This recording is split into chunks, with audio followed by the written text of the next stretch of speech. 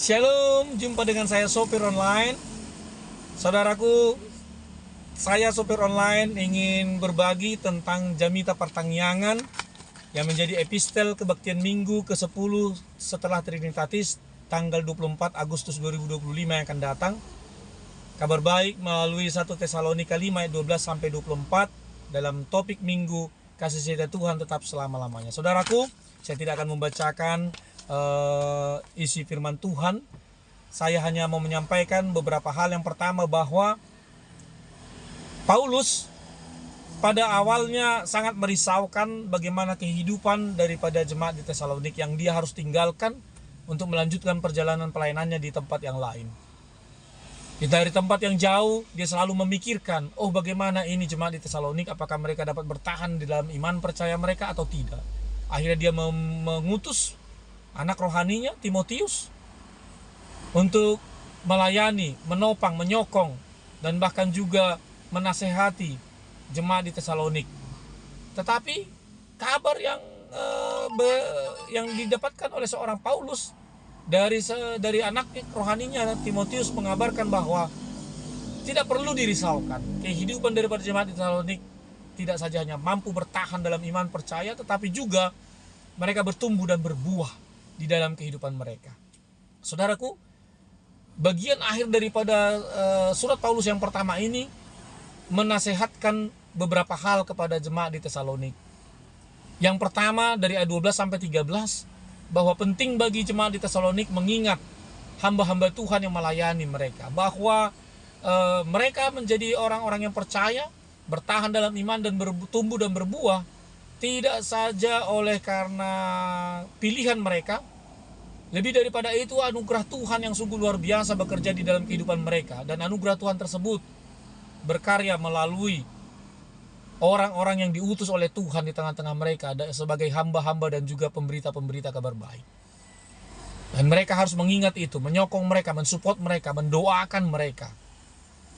Lalu yang kedua dari ayat 14, Paulus semakin mengajak jemaat di Paulus untuk terus meningkatkan dan memotivasi kehidupan jemaat di Tesalonik supaya terus bertambah-tambah terus di dalam pelayanan kasih. Benar bahwa mereka dapat bertahan dalam iman percaya mereka dan berbuah, tetapi Paulus juga mengajak supaya buah pelayanan mereka, buah kasih mereka semakin terlihat dan terus bertambah setiap hari, setiap waktu, sebagai bukti bahwa mereka percaya kepada Kristus. Paulus mengingatkan bahwa di antara mereka masih banyak orang yang harus ditegur dari kesalahan, ditegur dari kehidupan yang buruk. Banyak di antara lingkungan mereka itu masih banyak yang lemah secara ekonomi mungkin, ataupun juga lemah di dalam iman percaya, dan itu harus ditopang oleh jemaat di Tesalonik. Dan juga mereka diingatkan oleh Paulus bahwa supaya mereka semakin bertambah dalam pelayanan kasih. Pelayanan kasih tentu itu melalui perilaku kehidupan mereka, aksi nyata di dalam kehidupan mereka. Di ayat 15, Paulus juga mengingatkan bahwa pergumulan hidup jemaat di Tesalonik akan semakin terus sulit di tengah-tengah kehidupan yang harus mereka hadapi. Bahwa kehidupan ini semakin banyak sekali menunjukkan permusuhan, penolakan, dan bahkan juga ancaman-ancaman dari pihak luar. Oleh karena itu, Paulus mengingatkan jemaat di Tesalonik untuk senantiasa tetap hidup dalam damai.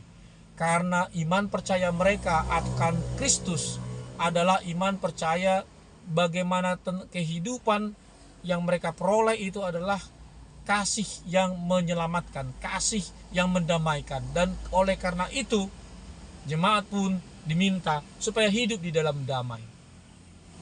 Hanya dengan hidup dalam damailah maka banyak kesulitan, banyak persoalan, pertikaian yang terjadi dapat diredam. Paulus mengajak mereka supaya mereka mengusahakan selalu perbuatan-perbuatan baik, menghadirkan kehidupan yang rukun di tengah-tengah lingkungan, dan mencari jalan dan solusi-solusi yang terbaik di tengah-tengah masyarakat. Ini bukan berarti bahwa mereka harus bersahabat dengan perilaku yang mungkin sudahlah gitu, kita terima sajalah, padahal itu tidak baik adanya. Tidak. Mereka harus menunjukkan jati diri mereka sebagai Kristen, tetapi juga mereka harus mengusahakan jalan-jalan yang terbaik, bukan berdamai dengan kejahatan. Kemudian Paulus juga mengingatkan di ayat 16 bahwa mereka harus senantiasa bersukacita. Bersukacita menghadapi begitu banyak persoalan.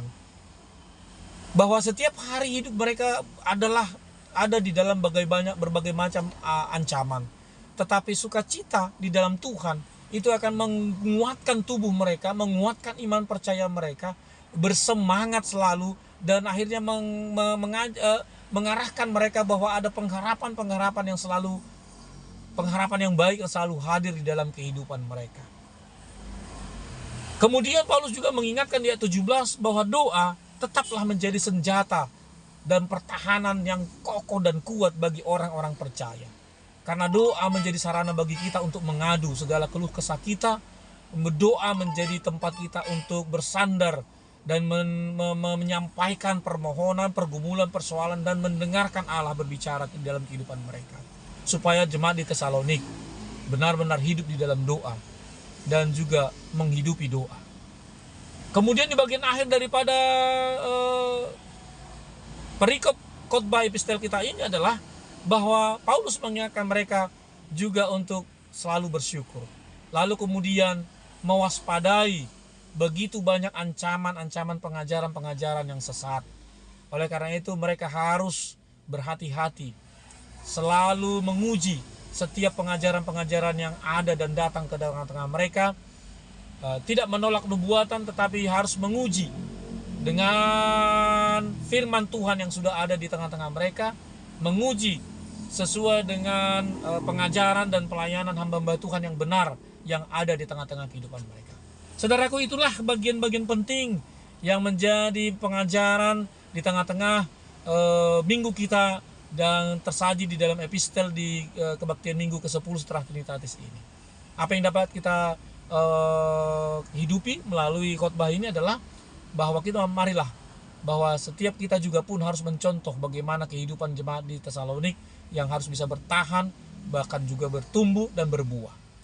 Dan yang kedua adalah bahwa setiap orang percaya jangan pernah hanya tinggal diam dalam percaya saja, jangan pernah hanya tinggal cukup beribadah saja, bernyanyi saja, memuji Tuhan, tetapi juga harus menunjukkan kehidupan seperti yang ditunjukkan oleh jemaat Tesalonik dan juga yang dimotivasi, digugah oleh Paulus melalui suratnya ke jemaat Tesalonik, bahwa setiap orang percaya harus terus hidup di dalam percayanya, terus bertumbuh dan berbuah di tengah-tengah kehidupannya. Ya, banyak orang di sekitar kita yang harus kita layani, banyak orang yang harus kita tegur, banyak orang yang harus kita topang, banyak orang yang harus kita bantu melalui pelayanan-pelayanan kasih kita. Dan kita harus selalu hidup di dalam damai. Orang Kristen ya memiliki garansi kehidupan yang kekal. Oleh karena apa? Kita sudah didamaikan dengan Allah. Oleh karena itu, damai sudah ada di dalam hati kita, maka kita pun harus mengalirkan, menunjukkan damai tersebut di tengah-tengah lingkungan kita. Jangan mencari-cari persoalan dengan yang lain, tetapi hadirlah sebagai orang-orang yang merajuk kebersamaan, merajuk kerukunan di tengah-tengah kehidupan kita. Tetaplah dalam doa. Doa itu pertahanan hidup kita, benteng kita. Senantiasa bersyukurlah. Dan mari kita harus selalu hidup di dalam pengajaran-pengajaran yang benar. Shalom, saya supir online.